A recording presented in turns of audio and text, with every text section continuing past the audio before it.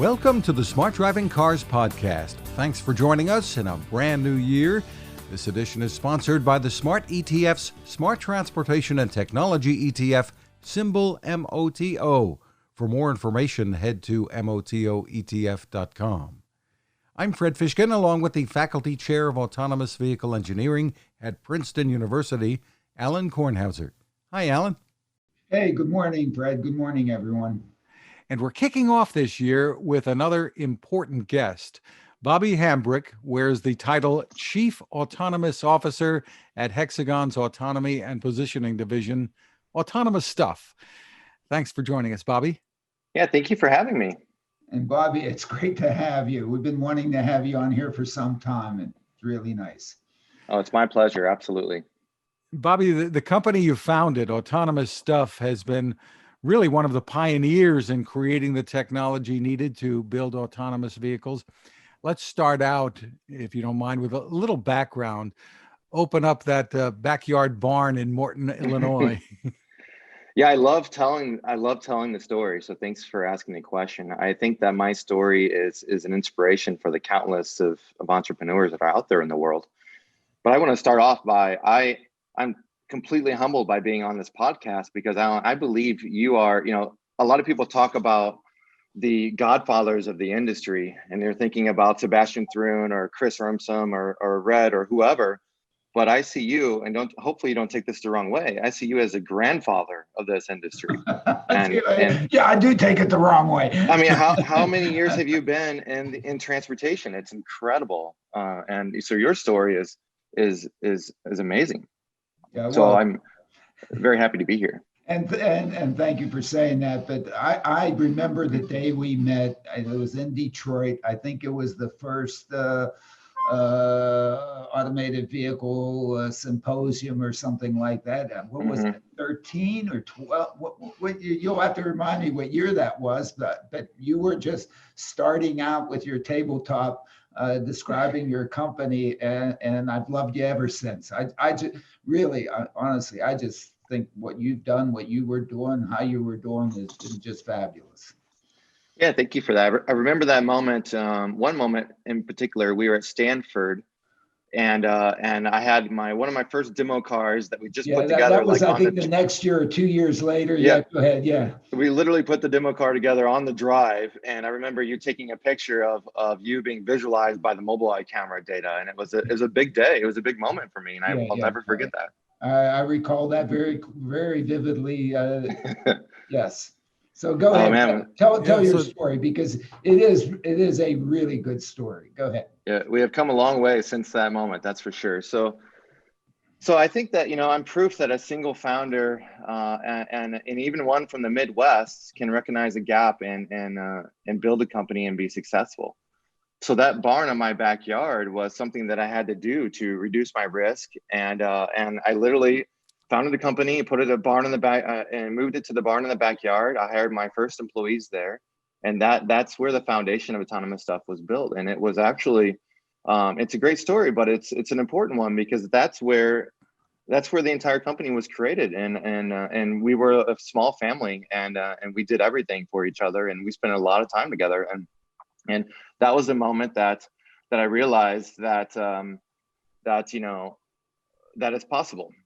And I feel like a lot of startups get money, and immediately what they do is they build these beautiful office spaces, and that just drives me crazy. And I had a different approach, and my idea was that I was going to completely bootstrap the company as long as I could, and I did that until the day that we sold, and I was profitable every single month.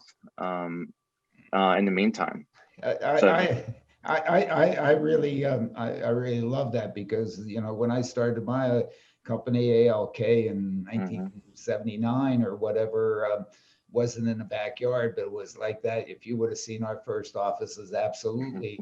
And I am very proud that in 33 and a half years of that company, until my wife and I sold it, then how much money we raised from the outside and that whole thing. What we started with, how much we had in our pocket. And we Exactly. pulled it all from that. And I knew that that's what you were doing. I wanted so much to invest in you. I wanted to go up to you and I said, I want a piece of this sucker. But I appreciated what you were doing. And I should have done it because would have become rich guy. But, you know, I'm with you. But anyway, yeah, that's the way I think should be done. Well, that's the way I did it. And I'm happy to see that that's the way you did it. I'm so proud of you for doing it. Yeah, thank you. As you know, it didn't come without a big cost, and I'm sure that we could have moved faster if we had a bunch of money.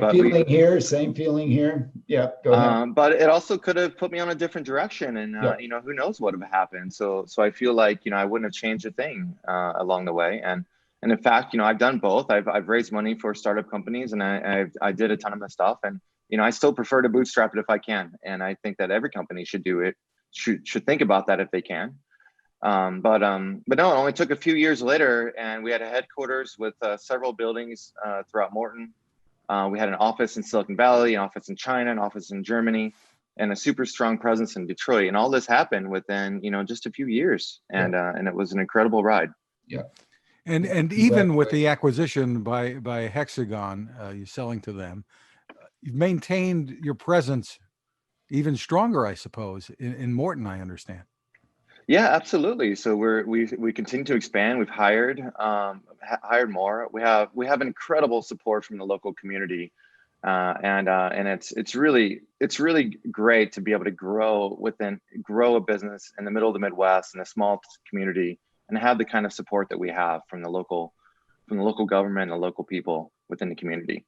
But it's not just Morton. We are expanding all over the place. We opened an office and a test facility in Ottawa, Canada. We have you know, an office in Detroit we're expanding in, and we're expanding all over the world. But I still call Morton home for autonomous stuff. Well, describe for the audience what you do, basically, what autonomous stuff is turning out.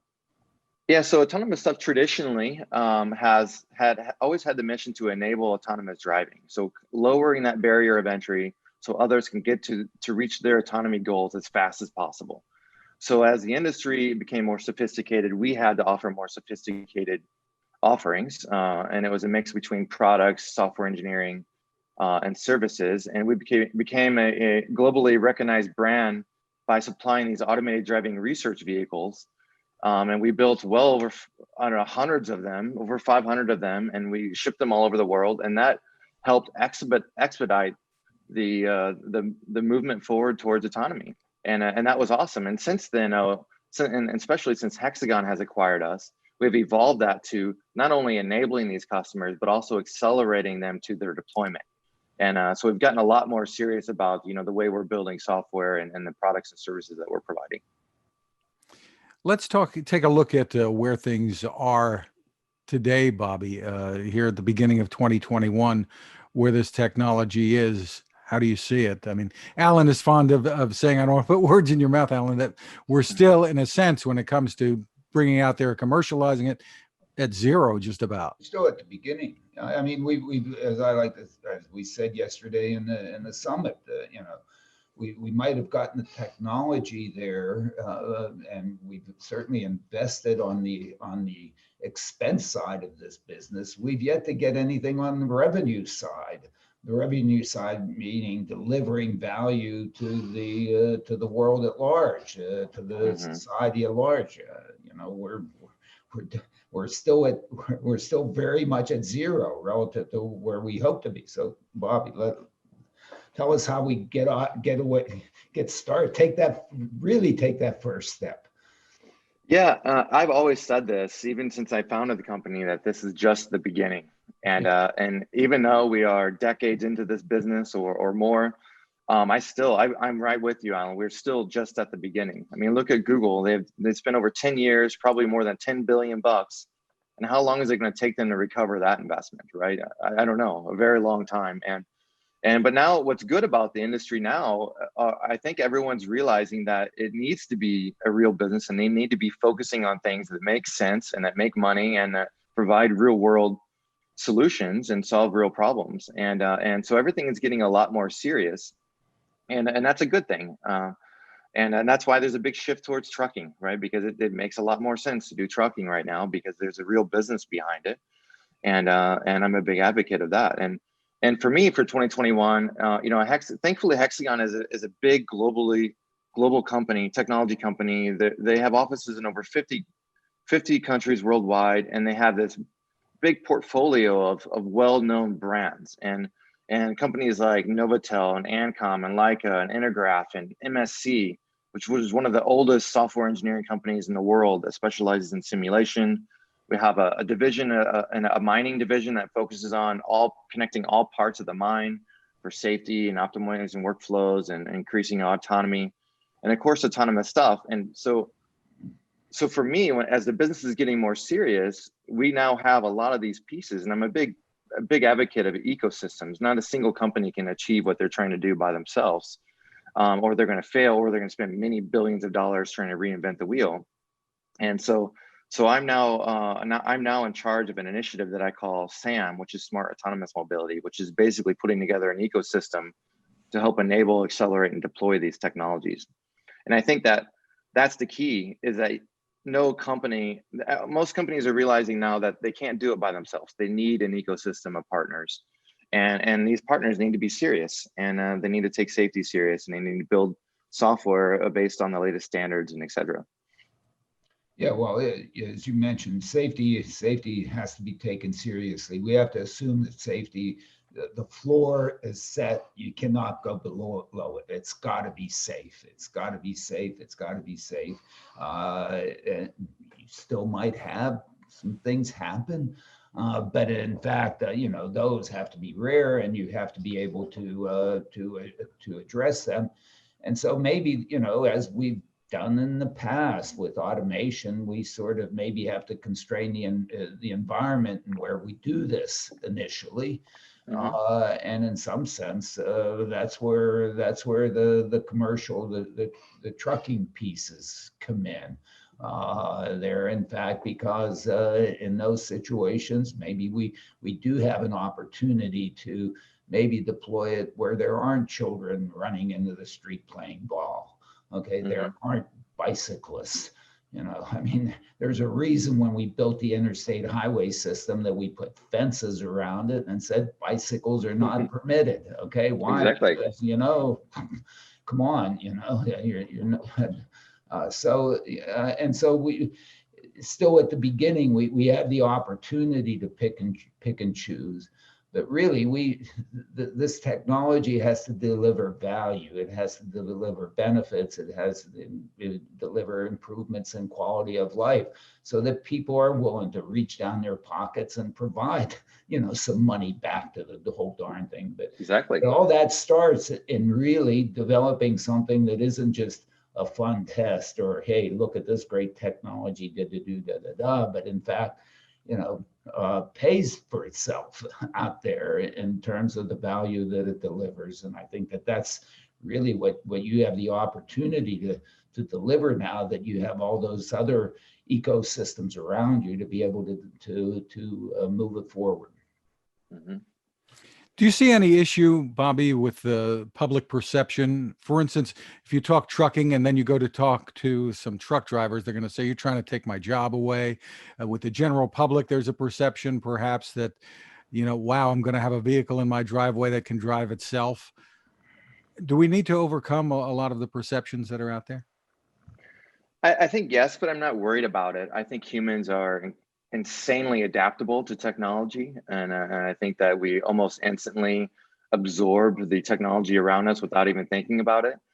So yeah, there needs to be a huge emphasis on educating everyone and outreach to the communities. But I think it's going to be a very natural transition, and a lot of people are talking about how it may affect, you know, every individual, and they may resist it, but I don't think so. I think that you know, as long as it's safe and it's ready, that you know, self-driving trucks are going to be everywhere around us, and we're not even going to know it or recognize it. It's just going to happen, and we will absorb the benefits of it. Sort of my view on the trucking business. At least I was involved in the trucking business for a while, another point in my life. But To me, I think at least for the long haul trucking, I think all the technology should be focused on improving the quality of life of the driver and making his or her job more livable. I mean, I still can't imagine how some people, sit there and drive, keep a thing between two white lines for 10 hours, 11 hours a day and night, Mm-hmm. every day to feed their families. I mean, to me, that is, oh, I could not do that. Okay. I would have, looked over here and I'd be dead. You burp and you die almost. You and those, even though they might think, oh, hey, I can do this. How quickly does that become old when you're actually doing that to feed your family?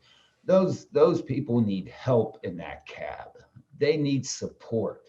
They need to be able to have, I think, a higher quality of work life. And Mm-hmm. I think, to me, that's where I would like to see this technology focus first, to improve the quality of life of the truck drivers, okay? So that more people would want to become a truck driver. I mean, why is there a trucker shortage? Well, maybe they don't get paid quite all that much. Well, but really, it's because this thing is, I mean, I can't imagine what it does to your brain, to your life, to have to do that, to put food on the table. And so here we have this technology that really would like to have somebody supervising it, helping it out when it's really tough, but when it's easy, say, hey, you do it, you take over, and it's bugged me to no end that, in fact, a lot of the people focus on trucking don't focus on that. I know that if I was a CEO of a trucking company, I would care about my drivers. I would care that they have high quality of life.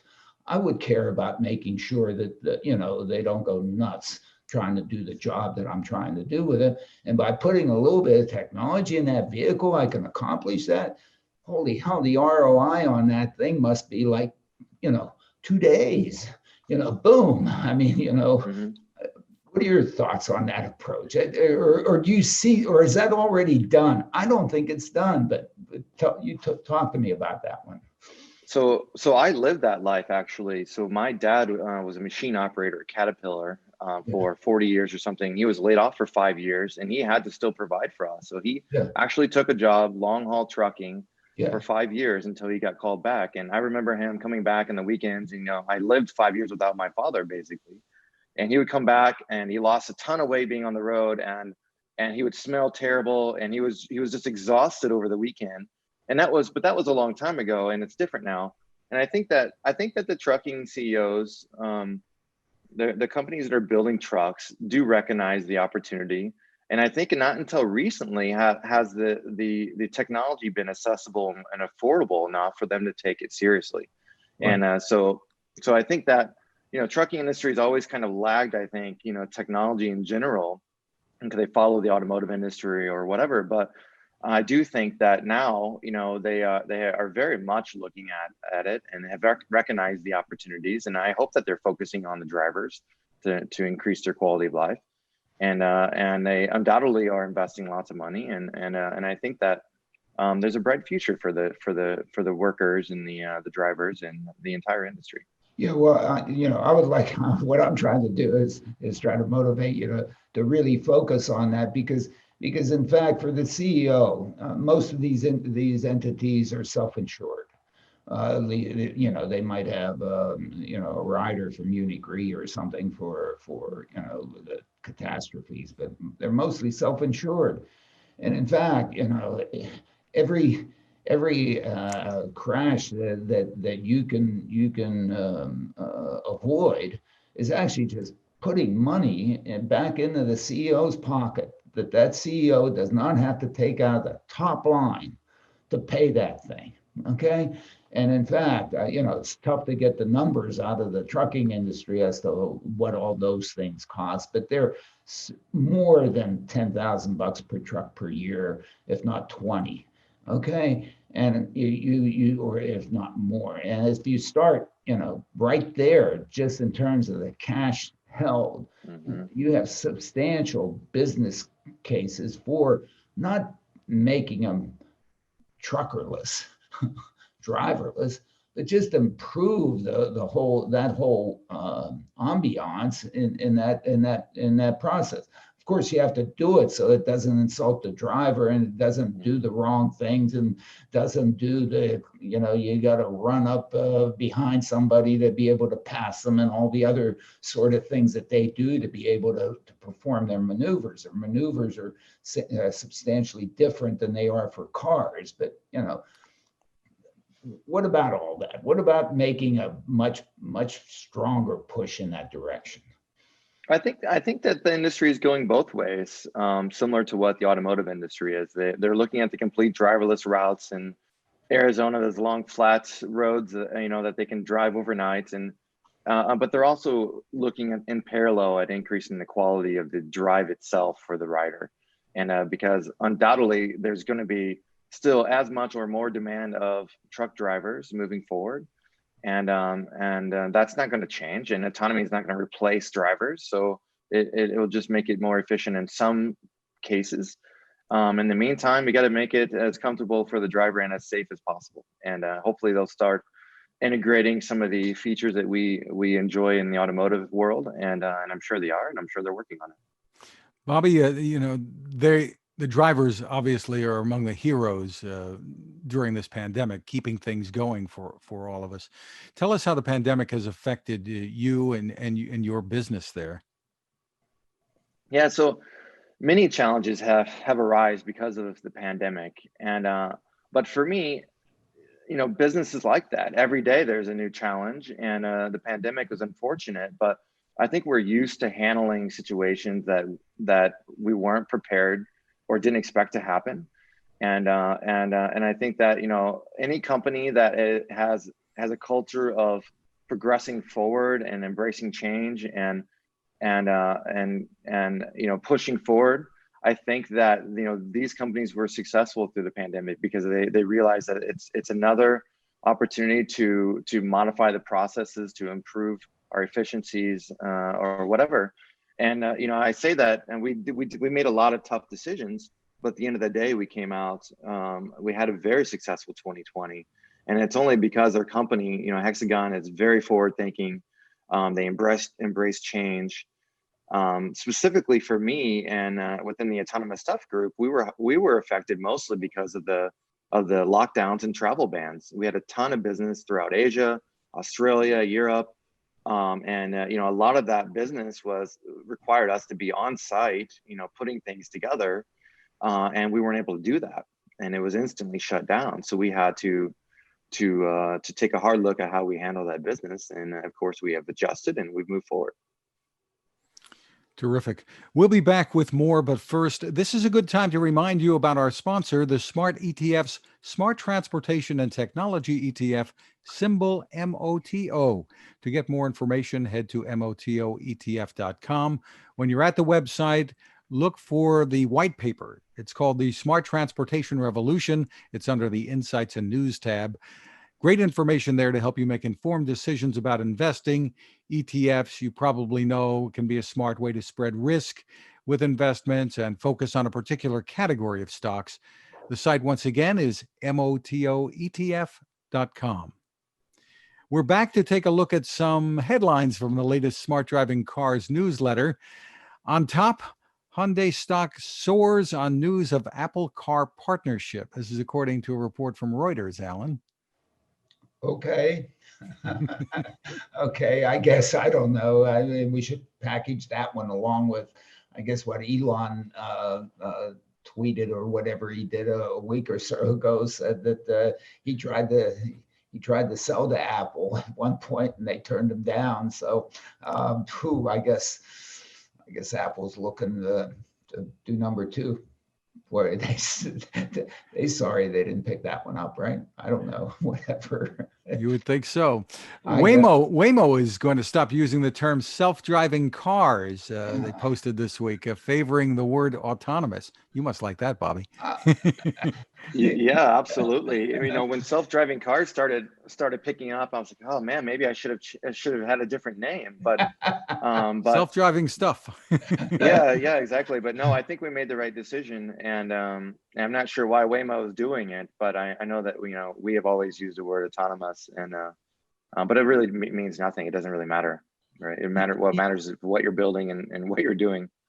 Yeah, I guess that's the sort of the comment that I put in the newsletter, autonomous. One doesn't really know what that is. And I sort of equated it to them using Google, as a name. Nobody knew what it was. And then all of a sudden, they did something around that name. And now that name means what they're doing. So in some sense, they're out there, they're basically going to define what autonomous is. They really can't call themselves driverless, because that's kind of that's a negative, the less part of driverless is a negative thing. So you don't want to have in your name something that, right off the bat, negative, negative perception. So, I guess, but I'm sure a lot of folks spend a lot of time thinking about what to do there, and whatever.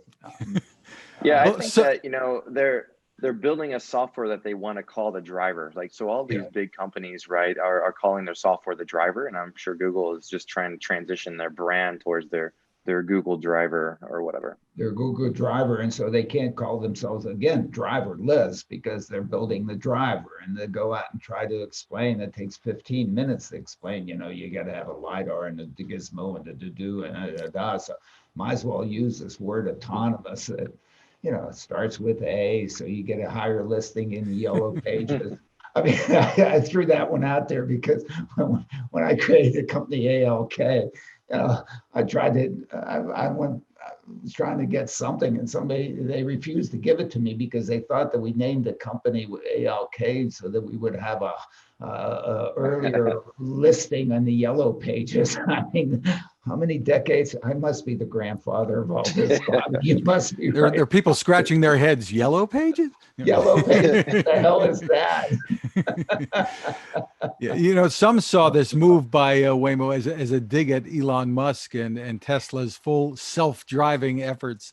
Yeah, I mean, it's just to create buzz. It's Sunday supplement stuff. Well, Musk, in the meanwhile, as you point out in the newsletter, at least for a time, surpassed Jeff Bezos to become the world's richest man, more than $180 billion. Whatever. Yeah, no, hey, look, he's done a great job. We have to take our hats off to him for, all the various things and so on. They've pretty much met their goal of 500,000 cars in 2020, very close to it or just above it. It's hard to tell. And what are there? 32 million sold worldwide, 16 or 17 or 18 in US. So, and they're making money now, which is how I would define a successful business. They're making money, and I think one also has to look at all of the other ecosystems around them that he's building. The whole SpaceX thing is a non-trivial and enormous positive.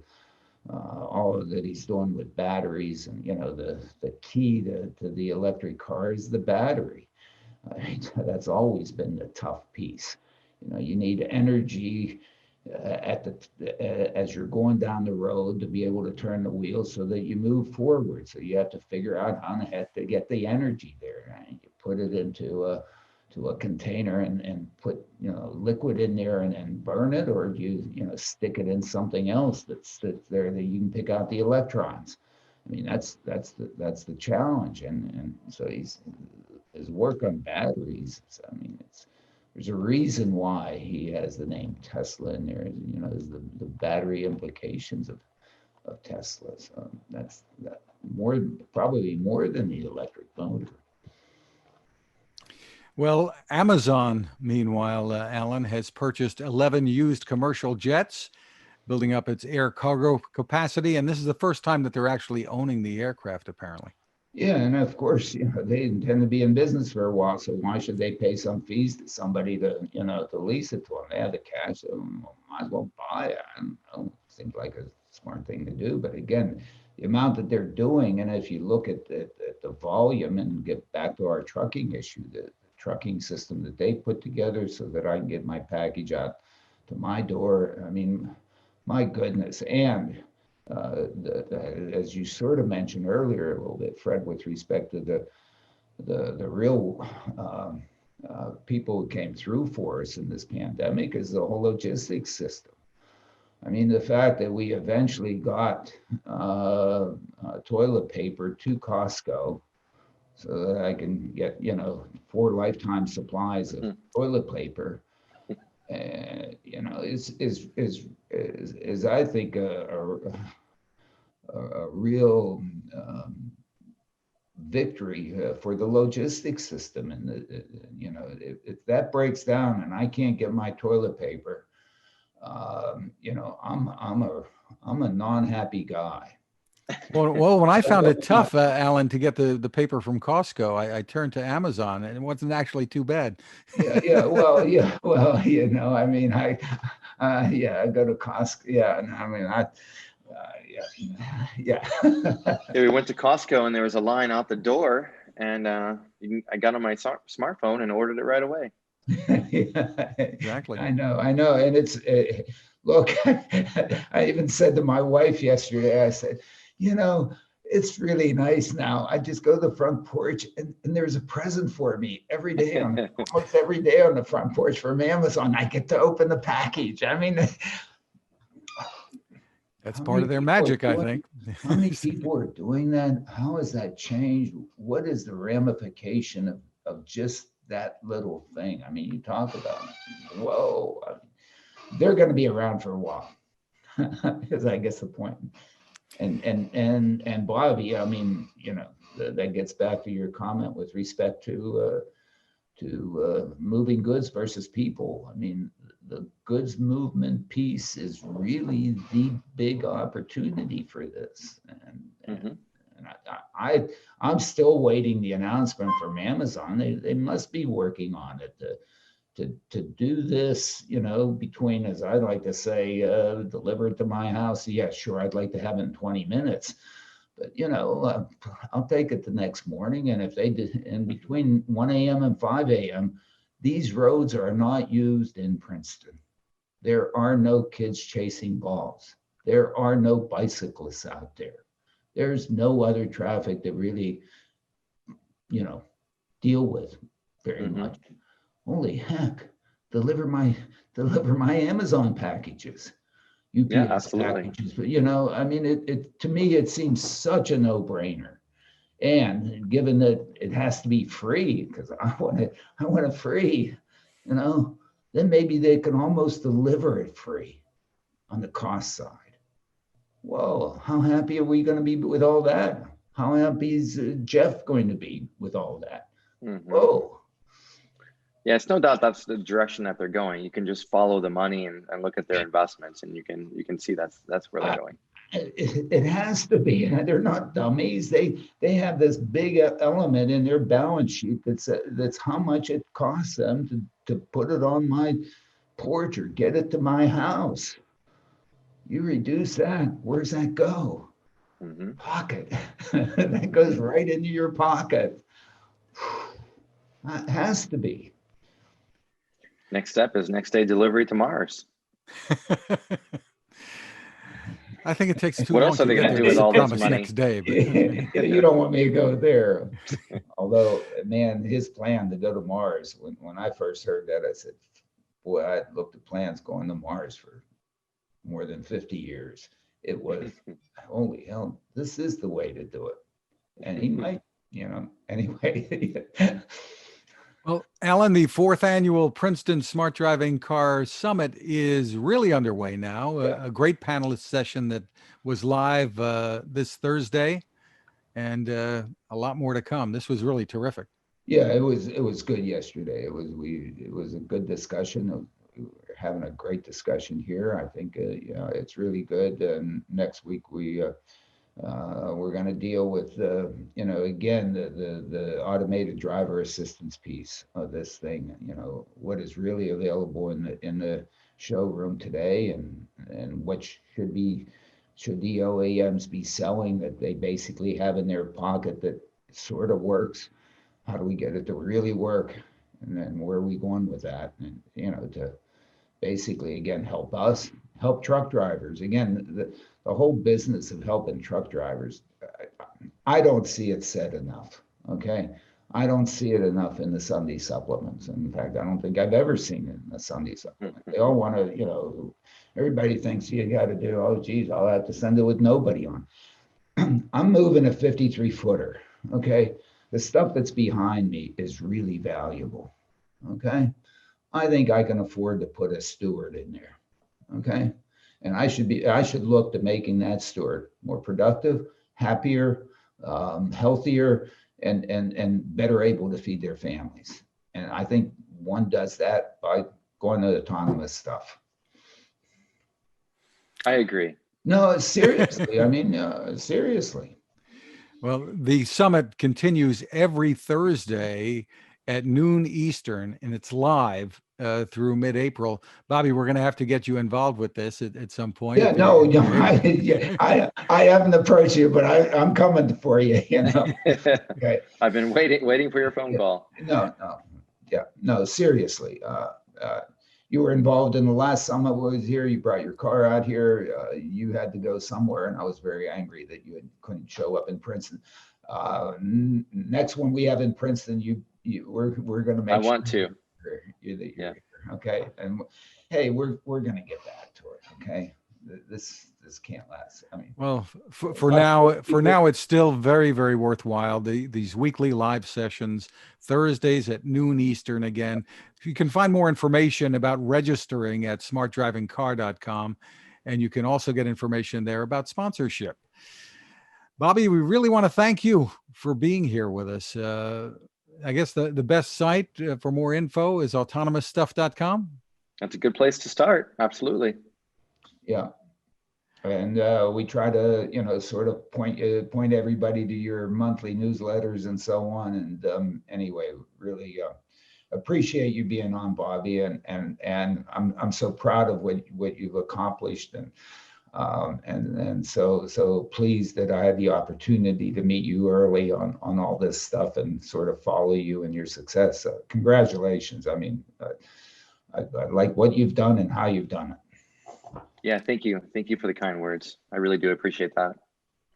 Thank you to our sponsor, the Smart ETF's Smart Transportation and Technology ETF. The ticker symbol for the ETF is MOTO, and you can find more info at motoetf.com. You can find us at smartdrivingcar.com, also on Anchor FM, Spotify, TuneIn, Apple, Google, Spreaker, SoundCloud. Amazon has us now too on Amazon Music in the podcast. Ask your smart speaker to play us. You can find my tech reports at techstination.com. I'm Fred Fishkin along with Alain Kornhauser. Thank you for listening or watching, and please stay safe. Thank you, everybody, and Happy New Year again. Yep. Have a good day.